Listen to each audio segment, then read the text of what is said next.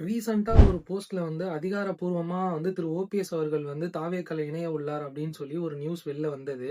அப்படி இருக்கிறப்ப திடீர்னு நேத்து பார்த்தீங்கன்னா வந்து திரு ஓபிஎஸ் தரப்புலேருந்து வந்து இன்னொரு நியூஸ் ஒண்ணு வந்திருக்கு. அதிமுகலேருந்து பார்த்தீங்கன்னா ரீசென்ட்டா வந்து நெறைய அமைச்சர்கள் வந்து வெளியேத்திட்டு இருக்காங்க. ஸோ வந்து கட்சியிலேருந்து நீக்கிட்டு இருக்காங்க. அதனால வந்து அதிமுகல இருக்க நீக்கப்பட்ட அவர்கள் எல்லாருமே வந்து ஒண்ணா சேர்ந்து ஒரு உரிமை மீட்பு குழு அப்படின்னு சொல்லி அதிமுக உரிமை மீட்பு குழுன்னு ஒண்ணு உருவாக்கியிருக்காங்க. அது ஓபிஎஸ் தான் வந்து தலைமை வகித்துக்கிட்டு இருக்காரு. இப்போ அவரு ரீசென்ட்டா பார்த்தீங்கன்னா, டெல்லிக்கு வந்து அமித்ஷாவ பார்க்க போயிருந்தாரு.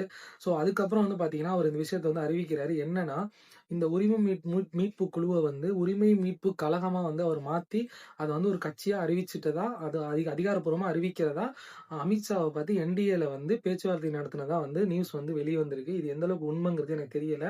இத பத்தி நீங்க என்ன நினைக்கிறீங்கங்கிற உங்க கருத்த வந்து கண்டிப்பா வந்து கமெண்ட் செக்ஷன்ல சொல்லுங்க. ஒருவேள ஓபிஎஸ் வந்து தாவேக்கால இணைந்திருந்தால் ஓபிஎஸ்க்கும் ஒரு நல்ல மரியாதையோ, இல்ல ஒரு நல்ல ஒரு பொறுப்போ கிடைச்சிருக்கும் அப்படின்னு நீங்க நினைக்கிறீங்களா? இல்ல ஓபிஎஸ் சேர்றதுனால தாவேக்காவுக்கு வந்து இன்னும் பலம் அதிகமாகும் அப்படின்னு நீங்க நினைக்கிறீங்களா? அப்படிங்கிற உங்க கருத்தையும் கமெண்ட் செக்ஷன்ல சொல்லுங்க. இதே மாரி டெய்லி அப்டேட்ஸ்க்கு நம்ம சேனல் சப்ஸ்கிரைப் பண்ணி வச்சுக்கோங்க.